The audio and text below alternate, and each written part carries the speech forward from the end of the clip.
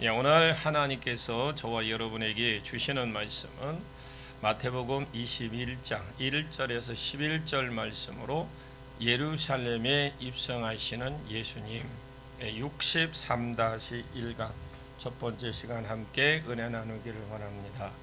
예수님이 예루살렘에 이제 지난주에 우리가 말씀을 이어보면 거의 이제 예루살렘에 도착했을 때에 그동안은 예수님이 계속 걸어오셨는데 갑자기 나귀를 타시겠다고 남의 나귀를 가져오라고 하십니다.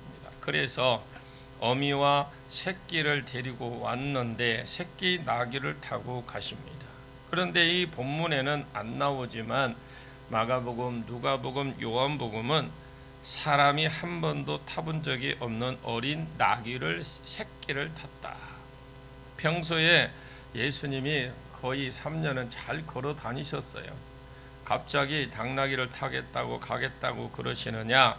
모든 사람이 알 수 있도록 또 주님이 해답을 보이시고 계십니다. 눈치가 있는 사람은 이 해답을 알아서 주님을 잘 알아서 모시고 신앙 고백을 하고 믿음으로 예루살렘에 같이 동행하는 사람들이 완전히 복을 받는 사람들입니다. 이런 사람들이 또 있는가 하면 해답을 지금 가르쳐 주었는데도 멍한 사람들이 있어요. 아무리 해답을 가르쳐 주어도 못 알아듣는 사람들, 알아듣지 못하는 사람들, 이런 사람들은 여전히 해답을 가르쳐 주는 와중에도 뜻도 모르고 그냥 따라 올라가고 있습니다. 그것이 오늘 본문의 말씀인데 무에서 해답을 깨달은 믿음의 사람들로 여러분 세워지기를 또 여러분이 주인공이 되시기를 축원합니다. 자, 본문 1절과 2절을 같이 보겠습니다. 시작. 그들이 예루살렘에 가까이 가서 감난산 벳박에 이르렀을 때에 예수께서 두 제자를 보내시며 이르시되 너희는 맞은편 마을로 가라. 그리하면 곧 매인 나귀와 나귀 새끼가 함께 있는 것을 보리니 풀어 내게로 끌고 오라. 그들이 예루살렘에 가까이 가서 이 감람산 벳가베에 이르렀다. 그러면 지난주에 우리가 여리고에 대해서 설교를 할 때에 예수님이 여리고에서 바디메우죠. 아무 그가 소망도 없고 자기가 봐도 자기가 소망도 없고 엄마나 아버지가 봐도 자기에게 어떤 소망, 기대감도 없었던 자기가, 그리고 누가 봐도 기대가 없었던 이 바디메우를 예수님이 고쳐 주었습니다. 누가복음의 그곳에서 삭개오를 또 나오다가 만나서 삭개오 집에서 잠시 들렸고, 그래서 계속 믿음의 행진을 행하셔서 예루살렘이 거의 다 예리고에서 예루살렘까지 약 23km 걸린다고 그랬습니다. 한 23km 걸리는데 원래 여리고에서 좀 요즘으로는 예루살렘으로 그냥 바로 직선길로 가는 길도 있다고는 합니다. 그 당시에는 이 길이 없었지만 아니면 예수님이 일부러 그리로 가셨는지 정확하게는 알 수는 없습니다. 에스겔서 11장에 하나님의 영광이 예루살렘에 떠날 때 그 예루살렘 성전에서 나와 동쪽 문을 통해서 감람산으로 이렇게 빠져나오고 또 예수님이 하나님의 영광이 예루살렘 안으로 들어올 때도 동쪽의 감람산 통해서 이렇게 들어오셨고, 오는 길이 성경에 하나님의 영광이 들어가거나 나갈 때에 감람산을 통해서 예루살렘 동문 쪽을 통해서 성전으로 들어가고 빠져나갈 때도 반대로 빠져나가거나 이런 기록들이 있습니다. 그것을 이루시려고 그랬는지 아니면 그 당시에 어떤 특별한 통로가 없어서 2000년 전에 내가 안 살아서 정확하게 모르겠습니다만 요즘은 여리고에서 차를 타고 올라가면 이렇게 좀 꼬불꼬불은 해요. 여리고에서 예루살렘 올라가는데 좀 꼬불꼬불 오르막길이고 내려올 때는 꼬불꼬불하지만 또 내리막길이고 이랬는데 그냥 가는 길이 있습니다. 예수님이 그 길로 안 가십니다.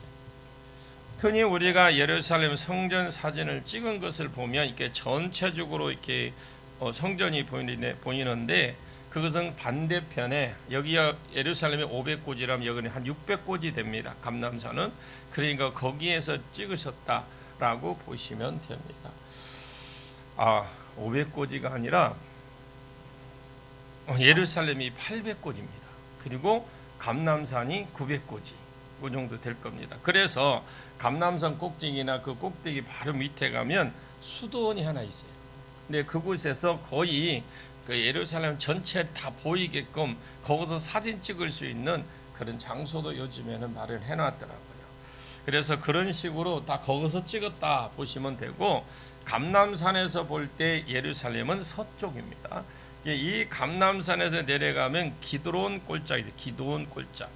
이 기드론이라고 하는데 그게 꼴짝이라 하니까 막 협곡이고 그런 것도 아니에요. 꼴짝도 짧아요. 그런데 그 성경에 기드론 시내라고 되어 있기는 아직 물 없어요. 비가 올 때에 물이 합쳐져서 한번 내려가지 그게 물이 있는 시내라고 되지만 이것을 와디라고 그래. 와디라고 해서 비가 오면 물이 흐르고 안 오면 평소에 그냥 골짜기입니다. 그렇게 보시면 되고, 골짜기도 깊은 골짜기가 아니고 그냥 이렇게 파여져 있는 골짜기다. 그곳을 지나면 예루살렘을 이렇게 올라갈 수 있는 그런 길이 있는데, 그럼 이 벳가베의 그 다른 곳에 보면 베다니도 나오는데 이 벳바게가 왜 베다니에 나오냐? 예루살렘의 기드론 골짜기입니다. 지금 예수님이 계신 그 감람산 그곳의 한 구석인데, 감람산 구석에 있는 동네가 한쪽에 동네에 있는 게 베다니, 이 벳바게 그런 동네입니다. 여기 우리 보면 여기 호자동 옆에 있고 하듯이 그런 동네거든요.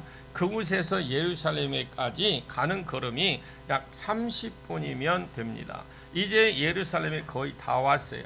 이 예루살렘에 여기는 안 나오지만 마태는 기록을 안 했습니다만 예루살렘에 다 왔을 때에 이 벳바게의 베다니의 이 동네에서 나사로를 살렸죠. 그것 때문에 그 집에 마리아가 비싼 향유 순전한 나드라는 향품을 넣는 이름이 있고, 이것을 깨어서 예수님께 부어드렸죠. 장사를 준비하는 이런 영광을 누리고 또 잔치도 누리고 그곳에서 한 일주일 정도 계신 적이 있습니다. 그리고 예루살렘으로 다시 출발을 한 거죠. 그냥 걸어가시면 될 것인데 예수님이 제자들을 맞은편 마을로 보낸 거예요. 다음에 2절과 3절을 같이 봅니다. 시작.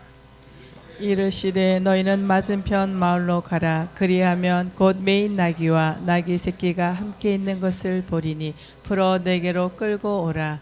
만일 누가 무슨 말을 하거든 주가 쓰시겠다 하라. 그리하면 즉시 보내리라 하시니.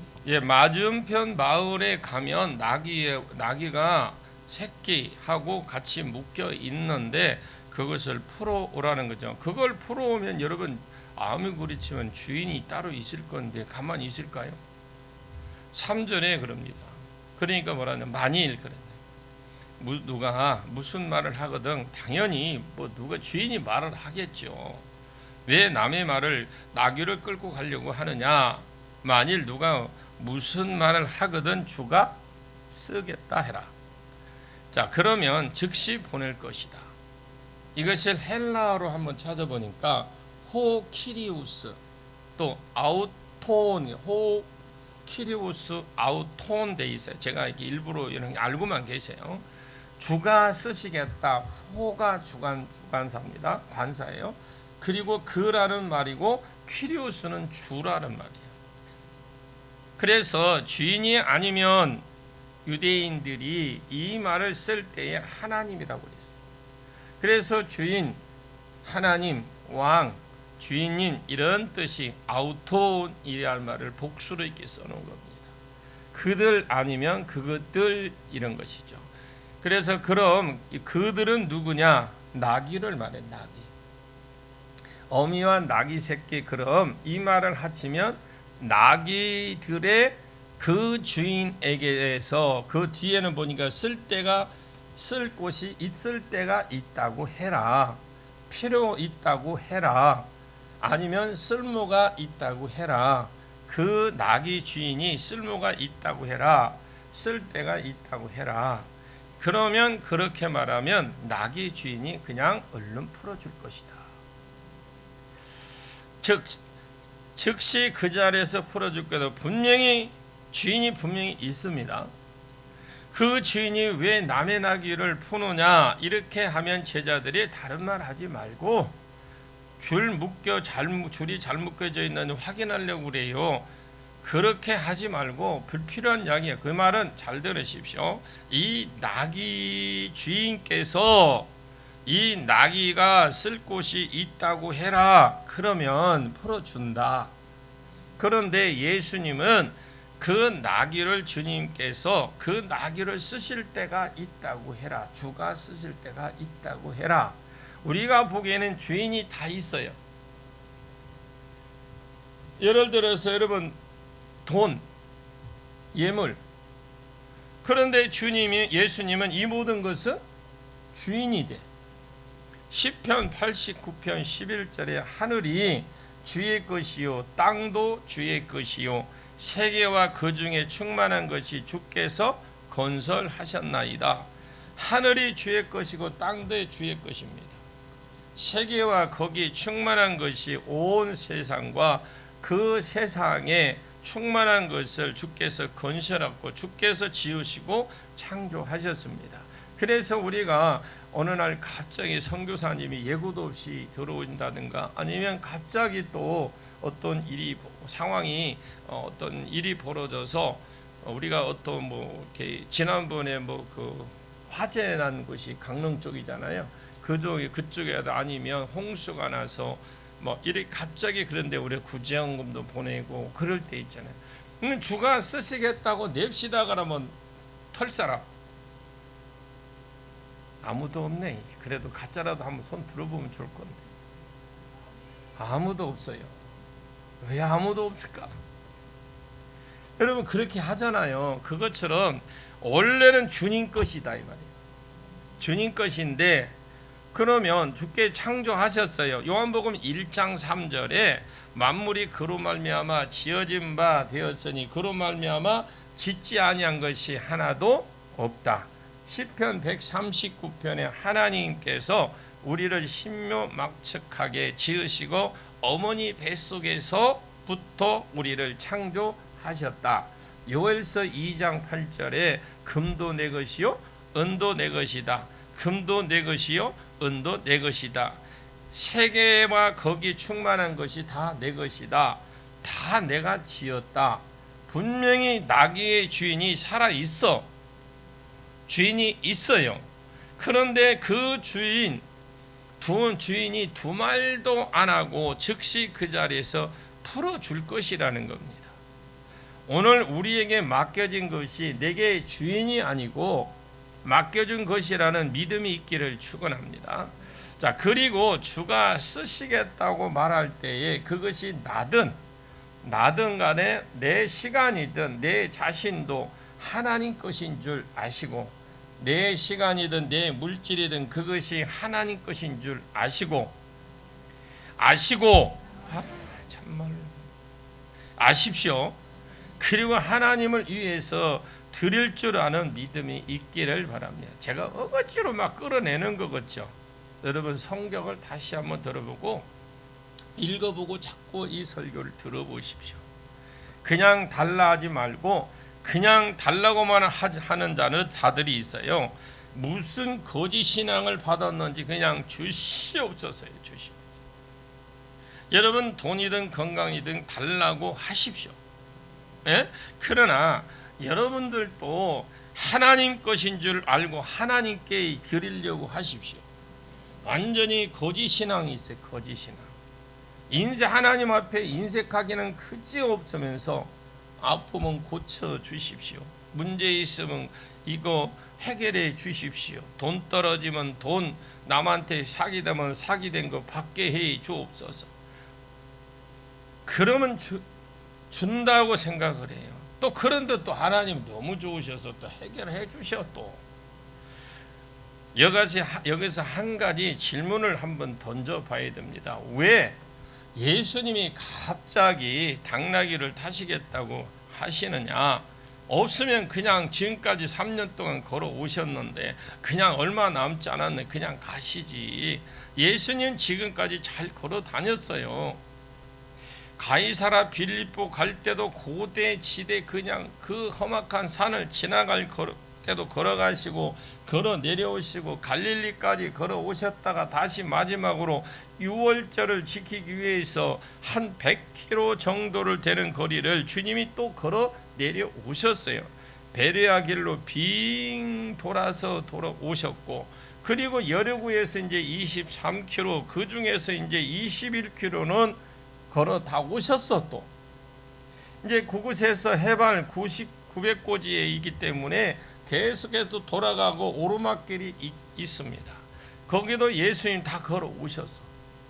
이제 딱 30분만 가면 10분만 걸어서 올라가고 나머지는 내려가면 예루살렘이에요. 그런데 무슨 나귀가 필요하다고 지금 나귀를 타려고 하시느냐? 우리가 이 질문을 해봐야 돼요. 그것도 나귀를 타려고 하면 좀 폼나는 에미를 타든지 아니면 말을 좀 좋은 말을 구해서 타고 갈 건데, 어미 새끼도 아니 새끼 그냥 한 번도 사람 타보지 않은 거, 길들여지 않은 거, 이걸 데리고 왔는데 마가복음 누가복음에 아예 어미 나귀를 언급도 조차도 안 합니다. 그냥 새끼 나귀만 끌고 오라고 언급하고 새끼 나귀 타고 언급합니다. 그러면 왜 예수님이 갑자기 이렇게 돌발 행동을 하시느냐? 새끼 나귀를 타셨으니까. 그런데 마태는 그때의 새끼밖에 없었던 것이 아닙니다. 어미 나귀와 함께 있었고 함께 어미 나귀가 왔어요. 그런데 어미 나귀는 제쳐놓고 새끼 나귀를 타고 키가 얼마나 예수님이 컸는지는 모르겠고 작았는지는 모르겠고 우리는 알 수가 없어요. 막 지금 예수님 사진 나오고 영화 나오니까 멋지게 생기고 구렛나루도 생기고 볼품도 있는데, 근데 성경 진짜 보면 볼 것도 없다고 그랬어요. 진짜 이게 흠모할 만한 것이 없다고 그랬어요. 근데 얼마나 커셨는지는 모르겠지만 어쨌든 어린 나귀니까 발 질질 끌고 올라갔는데, 도대체 그러면 왜 그러셨느냐? 그 답이 4절에 있습니다. 자, 4절과 5절을 같이 한번 보겠습니다. 시작. 이는 선지자를 통하여 하신 말씀을 이루려 하심이라. 일러스되 시온 딸에게 이르기를 내 왕이 내게 임하나니 그는 겸손하여 나귀 곧 멍에 매는 짐승의 새끼를 탓도다 하라 하였느니라. 이는 이유 접속사를 말해. 왜 그러느냐? 그 이유를 지금 연결해 주는데, 예수님이 굳이 당나귀를 빌려오라고 하신 이유는 선지자를 통하여 되어 있지만 헬라어로 이렇게 보니까 관사가 붙어 있어요. 그 선지자, 많은 선지자들, 여러 선지자들이 말한 것이 말고 딱 한 선지자가 딱 찔러서 말을 하죠. 그 선지자를 통해서 하신 말씀을 이루려 하심이라, 이렇게 되어 있어요. 이사야 62장에 이 비슷한 표현이 앞부분에 나오는 표현이 비슷한 것이 있습니다. 스가랴도 이 앞부분에서 이런 표현도 있고 뒷부분에 있는 표현도 있습니다. 이렇게 인용하면 개념이 없습니다. 틀린 것이다. 원어상으로 보면은 선지자라고 지적을 했기 때문에 그것은 100% 스가랴라는 것을 말할 수 있어요. 그 선지자를 통해서 하신 말씀을 이루려고 하신다. 그 선지자의 말이 5절에 시온의 딸에게 이르기를 내 왕이 내게 임하였으니 그는 겸손하여 나귀에 곧 멍에를 매는 짐승의 새끼를 탓도다 하라. 헬라 원어를 그대로 옮기면 그 스가랴 선지자가 시온의 딸에게, 시온은 예루살렘을 시온이라고 합니다. 예루살렘으로 치면 남쪽에 있는 어떤 한 산, 다윗이 정복해서 그곳을 시온이라고 했는데, 그 지역의 어떤 상징물처럼 사진이나 이런 것을 볼 때에 그 건물, 그 지역을 대표를 하는 것처럼 당시에 시온하면 예루살렘을 대표했고 더 나아가서 이스라엘을 대표한 곳이 예루살렘이에요. 시온의 딸들에게 이르기를 보라, 너의 그 왕이 내게 오시고 계신다.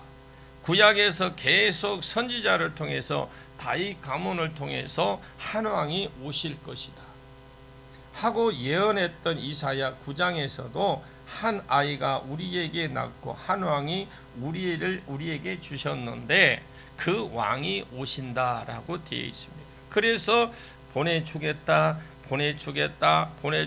수천 번 구약에서 약속한 그 왕이 지금 오셨는데 그 왕의 특징이 있다라는 거예요.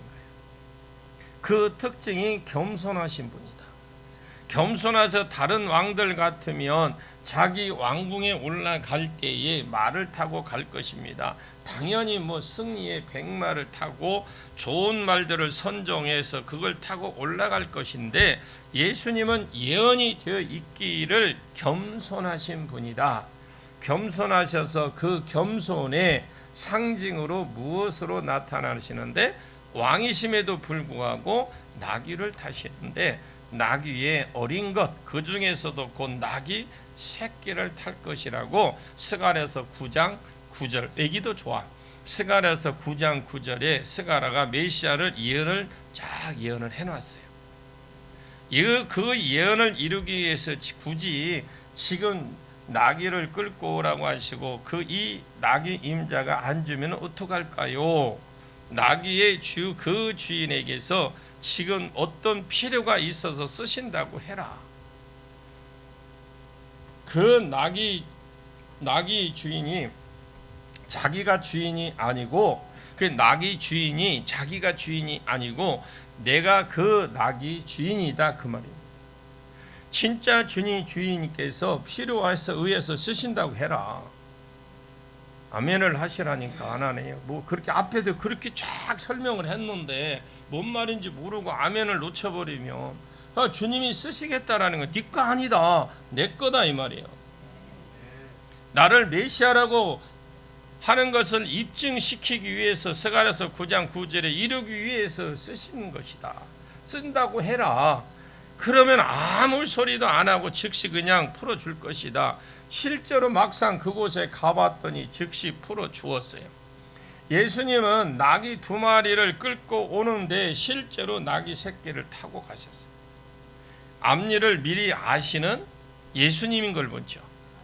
여러분, 우리 예수님은 물론 과거, 현재, 미래, 우리의 장래까지도 다 알고 계세요. 그래서 여러분들이 더 예언의 은사가 풀어지고 방언을 많이 해서 막 3시간, 4시간, 5시간, 6시간, 막 7시간 해서 방언 통역도 일어나기를 원합니다. 여러분, 방언을 많이 하게 되면 어떤 현상이라 은사가 풀어져요. 아멘 소리가 그냥 그런가 보다라고 생각하지 마시고 여러분들의 그것이 조금 더 이해가 안 가거든 새벽기도 나오세요. 새벽기도 지금 이제 고린도전서 지금 시작을 했습니다. 이제 2번 해서 아직까지는 이제 두 번 2강체 1장 시작했어요. 여러분들이 들으십시오. 많이 하면 은사가 열려요. 그냥 우리가 어떤 분은 그냥 내가 예언의 은사 주제 치유 은사 남들이 하는 거 보니까 너무 좋거든, 부럽거든.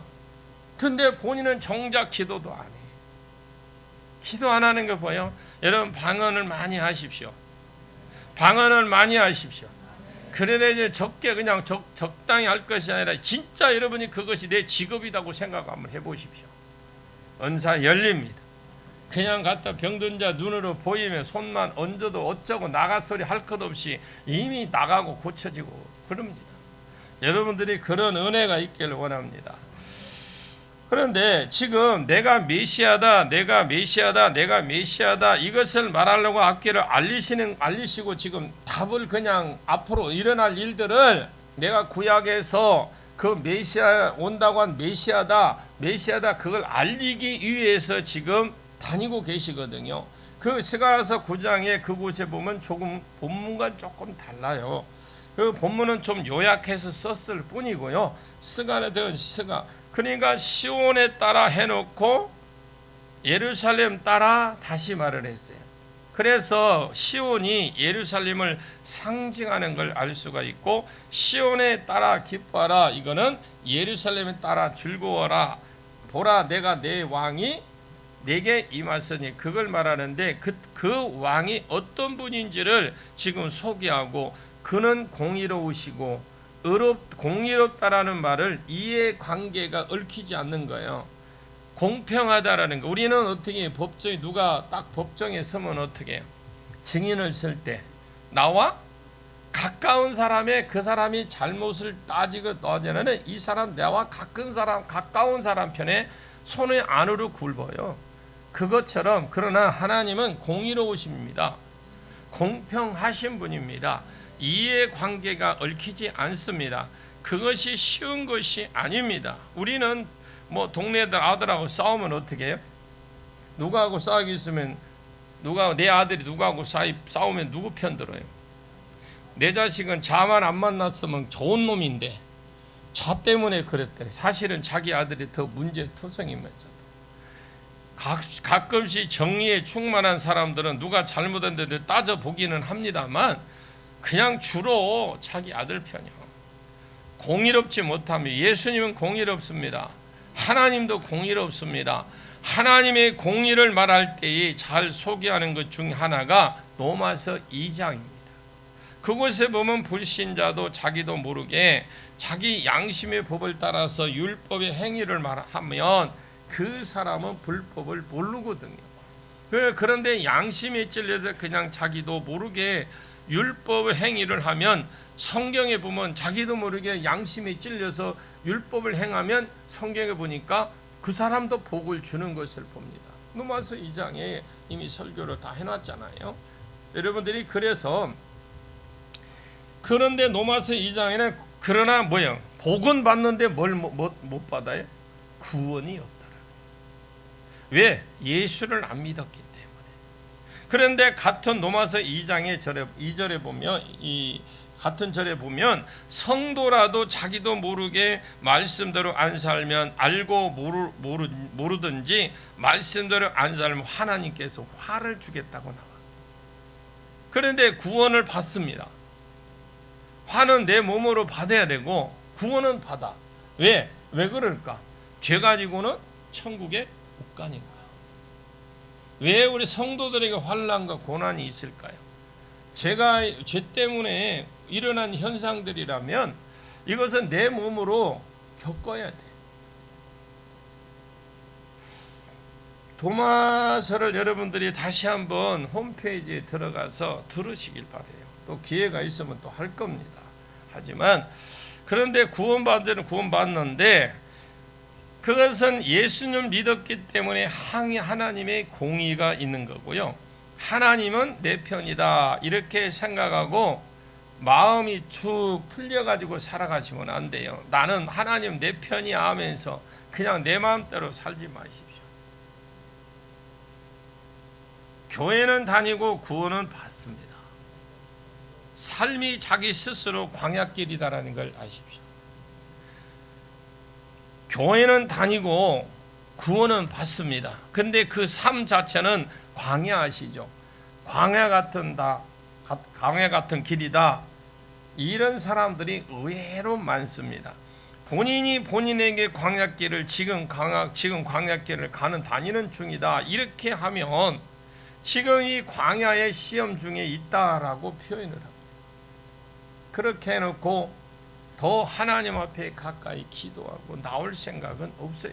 자기가 입으로 광야에 겪고 있다고 시험을 하고 있다고 하는데도 하나님과 아무 관계가 없어요. 그 길을 즐기는 것 같아. 아픈 것을 즐기고 어려움 당하는 걸 즐기는 것 같아. 여러분 혹시 그런 분 없기를 바라요. 만약에 그런 길이라면 내가 이 길이 광야길 같다 싶으면 하나님 앞에 그냥 엎어지십시오. 다른 방법 없어요. 여러분 광야를 빠져나오려고 하면 스스로 우리 생각을 바꾸고 이 결단을 해야 됩니다. 아, 이것이 하나님의 공이구나. 하나님은 내 형편, 나를 잘 아실 거라고 그런 아니란 생각 버리십시오. 하나님은 공의의 하나님이요. 조금도 흔들리지 않아. 믿지 않는 사람이 양심이 찔려서 그것이 자기가 율법을 행했는데 복음 받는데 이 사람은 구원은 못 받아. 그러나 믿는 사람이 그것을 자기가 말씀대로 살아야 되나 안 살아. 안 살면 결국은 구원은 받아요. 받는데 그거는 결국 화가 있다고 막 이 로마서에 말씀합니다. 하나님이 공이시구나 라는 걸 아십시오. 그것을 알아서 말씀으로 반드시 돌아오셔야 됩니다. 하나님은 말씀대로 안 사는 자기 백성을 복을 줄 수가 없어요. 왜? 공의의 하나님이기 때문에. 그러나 구원은 있어요. 기도하라면 기도하는 것이고 안 들려요? 더 크게 할까? 기도하라면 기도하시고 길갈 중심으로 살려면 교회 중심으로 살려면 살면 돼요. 또 길갈 중심으로 살라고 하니까 교회 중심으로 살라니까 이사를 많이 혹시 막 이 교회 중심으로 살라니까 이 근처에 와갖고 또 전부 이사 와가지고 방이 없는데요. 막 방 있는 방은 없는 다 해갖고 이사는 왔는데 아무 일 없다. 어떻게 하든 하나님 말씀대로 살아야 복을 주심을 믿으십시오. 그럼 하나님은 죄인에게는 복을 묻죠. 예수가 공의롭다는 말입니다. 어떤 분은 하나님 아시죠 내 형편 내 꼬라지 하면서 막 그런데 안 돼 아는 분인데 알지. 네가 뭔 짓을 하는지 잘 알지. 하나님은 우리는요 정확하게 표현하십시오. 하나님은 공의의 하나님입니다. 좌로나 우로나 치우치지 않아요. 죄인에게는 복을 못 줍니다. 예수가 공의롭다는 말이 그 말입니다.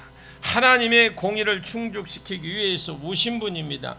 이미 사람들이 아담 이후에 죄성을 가지고 원죄를 가지고 자범죄를 짓고 살아왔기 때문에 이 사람들의 죄 문제가 해결 안 되는 것에는 하나님의 공의에 의하면 이 사람은 교제할 수도 없고 복 줄 수도 없고 아무것도 할 수 없어요.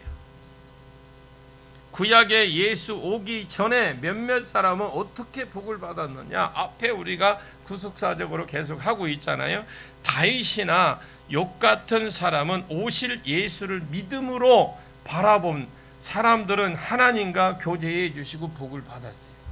오실 예수를 미리 바라보고. 그렇다고 그 사람들이 죄 안 졌느냐? 죄 졌어요. 근데 죄를 지을 때 뭘로? 오실 예수가 와서 이 죄를 다 덮어줄 것을 믿고 복을 주신 거예요.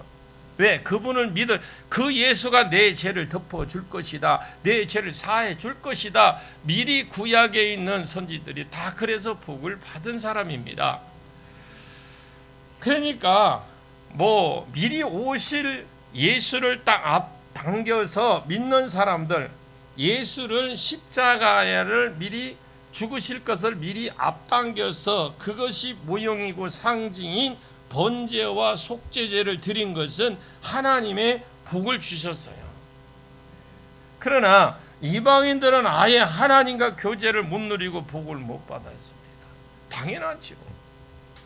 예수가 없는데 이 예수가 오셔서 하나님의 공의를 완전히 이루셨습니다. 사람들은 죄를 모아서 대신 자기 몸을 지고 자기는 죄가 없으신 분이 십자가에서 대신 죽으심으로 하나님의 공의를 이루어 주셨어요. 예수가. 그래서 그분이 공의로우시다 이렇게 말씀하는 겁니다. 그리고 구원을 베푸신다. 십자가에서 우리의 죄 문제를 다 사해 주셨으니까 믿는 자에게 구원이 오는 거예요. 그것이 9절이고 11절은 어떻게 구원을 이루어지는지 구원의 방법을 쓰여져 있고 아무렇게나 구원을 베풀지 베풀었겠지 이렇게 생각하지 마시고 스가랴서 9장 11절에 또 너로 말할진대 내 언약의 피 당나귀를 타시는 이 겸손한 왕은 구원을 베푸신다고 했는데 이 구원이 어떤 구원이냐? 하나님과 맺었던 언약이 있어요. 이 언약의 피, 자기 백성과 맺은 언약이 있는데 이 언약의 피로 말미암아 물 없는 구덩이에서 사람들을 끄집어 올려 놓으실 분이다. 이것이 굳이 말하자면 죄 가운데 사단 안에 속박 가운데에서 건져줄 분이 예수다. 예수는 우리 죄를 대신해서 피 흘려 죽으심으로 우리에게 구원을 주실 분이시다. 그리고 그의 통치가 온 세상에 미쳤고 미쳐진 것을 이게 쭉 펼쳐진 것을 그 뒤에 보면 쭉 써놨어요. 그래서 예수는 어떤 분이냐? 하나님의 공의를 먼저 충족시켜줄 분이다. 그리고 우리를 위해서 공의를 충족시킨 뒤에 구원을 이루실 분이다. 이분은 한마디로 말하면 그래서 딱 정리를 하면 겸손한 분이시다. 겸손하셔서 나귀를 타시는데 나귀 곧 나귀의 어린 것을 타신다. 이 말씀을 이루기 위해서 지금 당나귀 타고 간다는 것입니다. 이것이 굳이 보여줘야 되겠다라는 거죠. 굳이 내가 이걸 보여줘야 되겠다. 나귀 새끼를 탄 거예요. 지금 당나귀 새끼 타고 나머지 길을 가시는 겁니다. 오히려 걸어온 것 3년 동안 걸어온 것이 훨씬 걸어가는 게 편해. 여러분 자전거 안 타다가 자전거 타면 뭐가 힘들어? 저는 제일 엉덩이가 더 아파서 못 타거든. 다리도 다리지만 엉덩이가 제일 아파요. 이게 습관이 안 되니까. 그러니까 나귀를 안 타다가 딱 타면 어떨까요? 엄청 불편할 것 같아. 옆에 사람들이 그냥 호산나 호산나 하니까 그냥 어쩔 수 없이 아파도 그냥 이 좋은 것처럼 이렇게 웃어주고 했을지 모르겠지만 그잖아요. 아픈데 그러나 불편한 관계에서 그런데 이것을 이루시기 위해서 타셨다라. 불편하지만 지금 당나귀 새끼를 타고 나머지 길을 가시는데 앞에 일들을 알리시고 계시. 앞으로 내가 이렇게 지금까지도 이렇게 이 말씀을 이루시기 위해서 내가 하지만 앞으로도 이런 일이 있을 것이다. 지금 예루살렘에 올라가시면서도 급격히 앞에 일어날 일을 다 가르쳐 주고 있어요. 여리고에서 소경 바디메우의 눈을 뜨게 했죠. 이 예수님이 소경 눈을 뜨게 하시는 것은 메시아의 고위 사역 중에 하나야. 그 주 다윗의 자손이여 나를 불쌍히 여기소서. 이 두 개의 고백을 들으시고 하나님이 눈을 뜨게 하셨습니다. 자기가 메시아라는 걸 알리고 다니셨어요. 그리고 또 예루살렘에 와서는 베다니에 딱 그곳에 도착해서 나사로를 살려줬고 죽은 자를 살려준 그것도 메시아의 고위 사역이고, 나사로가 죽기 이틀 전에 벌써 집에 갔어요. 빨리 오라고 오셔서 고쳐 주십시오 했는데 주님은 안 가셨어요. 천천히 오히려 가셨어요.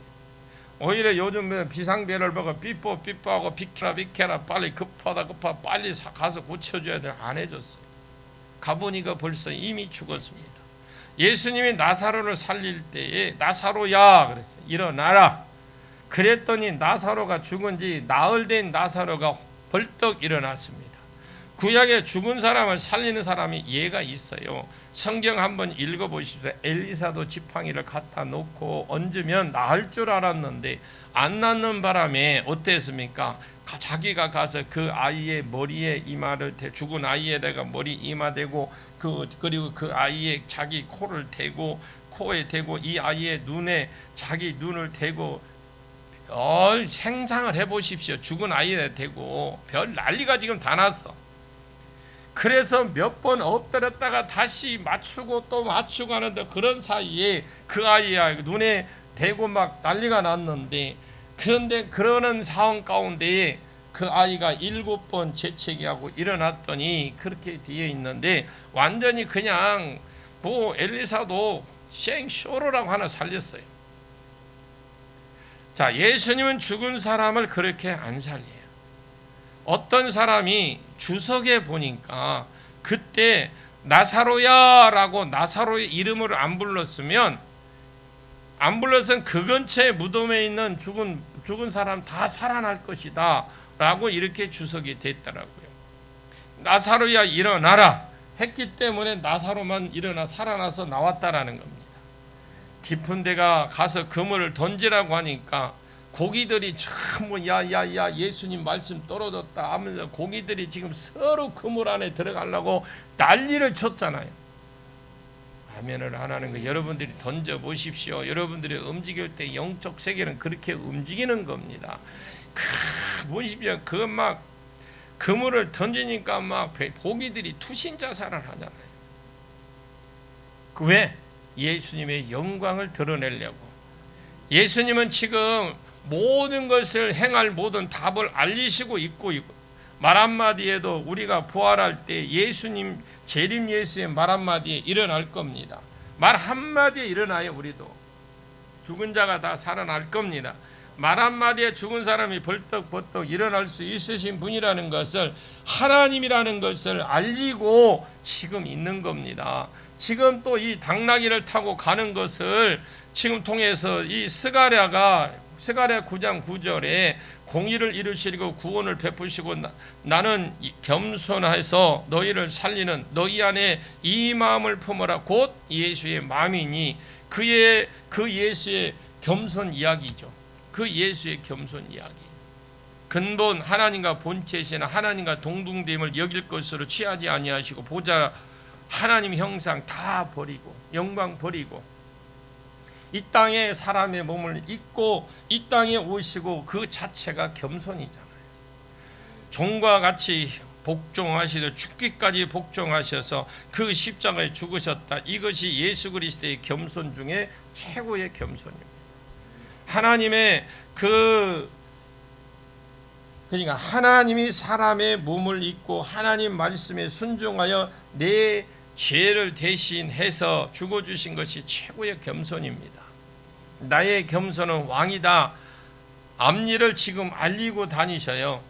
지금 예수님이 지금 올라가는 것도 앞일을 알리시는데 좀 뭐 지혜가 있고 총기가 있는 좋은 사람들은 예수를 그냥 알아채버려. 다 알아먹는 것이 아니고 아무나 알려주어도 못 알아듣는 사람들이 있긴 있습니다. 예수가 누군지 정확하게 아는 사람들이 있는가 하면 그 와중에도 못 알아듣고 뜻을 모르고 엉뚱한 행동을 하는 사람들이 있습니다. 이렇게 말하는 겁니다. 자, 6절 7절 봅니다. 6절 7절 시작. 제자들이 가서 예수께서 명령하신 대로 하여 나귀와 나귀 새끼를 끌고 와서 자기들의 겉옷을 그 위에 얹음에 예수께서 그 위에 타시니.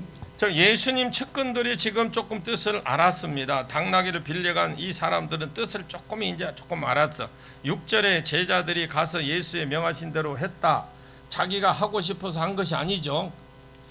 반신반의하고 가서 괜히 가서 우리 그냥 두드러 맞는 거 아니야? 쪽팔리고 돌아오는 거 아니야? 이런 생각을 하고 갔을지 몰라요. 예수님이 명한 것이 어디 맞은편 동네에 가면 예수님 앉아서 그냥 보고 앉아 있어요. 가면 당나귀 2마리가 있을 것이다. 어미와 새끼가 있을 것이다. 풀어와라. 풀 때 그럽니다. 어느 사람이 무엇이라고 하면 주님께서 지금 쓰신다고 해라. 그러면 즉시 그 자리에서 풀어줄 것이다. 이것이 굉장히 어떻게 보면 명령이고 이것이 될 가능성이 없는 명령입니다. 명령은 명령인데 될 가능성이 없는 명령입니다. 그렇게 될까 하고 갔더니 진짜 가보니까 낙이 2마리가 매여 있어요. 마가복음과 누가복음에 낙이 2마리가 그 자리에 있는 걸 써놓았고 그래서 데려가려고 했더니 어이! 남의 낙위에 왜 손을 대느냐? 그래서 예수님이 시키는 대로 그대로 했습니다. 이 당나귀들의 주인께서 이 당나귀 주인께서 쓰시려고 한답니다. 그랬더니 2말도 안 하고 그냥 알았다 하고 그냥 풀어준 거예요. 주여, 내가 여기에서 아멘을 듣기를 원했는데 어찌하여 이렇게 해버립니까? 그러면서 이 제자들이 분명히 이 소경을 눈을 뜨게 하고 지금 이것을 이루시는 것이 하루 이틀 며칠 일주일 상간에 일어난 것이 아니라는 겁니다. 소경을 눈뜨게 하고 삭개오에 만났더니 이름을 부르고 삭개오야 내려와라. 그 삭개오가 변화됐죠. 이분이 죽은 나사로를 살리고 마리아가 향유를 부으니까 가만히 놔둬라, 내 장사를 준비하는 중이다. 앞으로 일어난 일들을 내다보고 계시고 있는데, 그러면서 스가랴서 9장 9절에 이 말씀을 이루기 위해서 당나귀를 가져오라고 하시네. 이 당나귀, 예수님 말한 대로 되는 것을 보면서 이것이 안 될 일인데 되어지는 것을 보면서 제가 무슨 일을 하려고 엎드려 기도할 때마다 하나님 이렇게 말씀했습니다. 너희는 가만히 있어. 제가 어떤 무슨 일을 할 때, 기도할 때에 하나님이 어떠냐, 너는 가만히 있어. 주가 하나님을 알게 될 쯤이라 그래요. 주가 하나님이 될 것을 알 것이다. 세계와 열방 가운데 내가 높임을 받으리라. 그 당시에 내가 음성을 듣는 것은 익숙해지지 않았을 때예요. 그래서 음성인지 아닌지 너무나 헷갈릴 때가 많았어. 엎드려 기도만 하면 너는 가만히 있어. 내가 내 하나님이 됨을 알지어다. 세계 열방 가운데 높임을 받을 거다. 아이, 그래줬으면 얼마나 좋아. 그런데 처음에 내가 할 것이 없다. 내가 할 일을 보아라. 뭐냐, 네가 할 것이 없다. 내가 하나님이 하는 걸 보아라는 거예요. 그냥 이것이 현실과 눈을 감으면, 현실하고 눈 감으면, 눈을 감으면 그런데 약속의 눈을 뜨면 어때? 현실은 눈 감으면 약속, 그래 어차피 하나님이 한다고 하셨으니까 알아서 하시겠지 하고 시작을 했습니다. 그래 처음부터 물로 포도주가 되어서 어디서 났는지 연회장에 있는 사람들은 모르지만, 그러나 물을 떠온 하인은 알았다고 했습니다. 수정 들기 때문에 그 사이에, 이 물 떠오는 사이, 또 항아리에 채웠고 물을 따다가 그냥 연회장에 갖다 주라고 안 했어요. 어디에? 항아리에 부으라고 그랬어. 그러면 누가 볼 때 그렇게 생각합니다. 아, 이 항아리 붓기 전에 그냥 갖다 주라고 하지 말라고 항아리 그랬나. 그러나 누가 합니까? 항아리에 물 부은 사람 또 항아리에 퍼서 준 사람은 이게 뭔 줄 알아? 이게 물이야 이게. 근데 물이 포도주를 변했어. 누가 알아? 떠다 준 사람만 안다니까.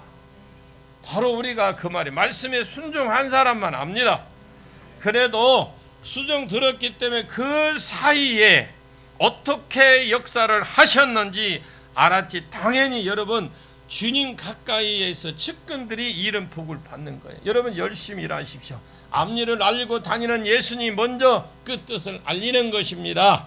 가보니까 당나귀가 있어요. 당나귀에 풀어서 어디에 쓸 거냐 하니까, 이건 당나귀가 잘 묶어 있는지 우리 확인 좀 해보려고요. 그러지 않았어요. 그렇게 안 하고 이 주인께서 쓰시겠다고 합니다. 아멘. 가져가라. 이거는 왜 아멘을 안 해? 주머니 털기 싫다 이거지. 한번 해봐.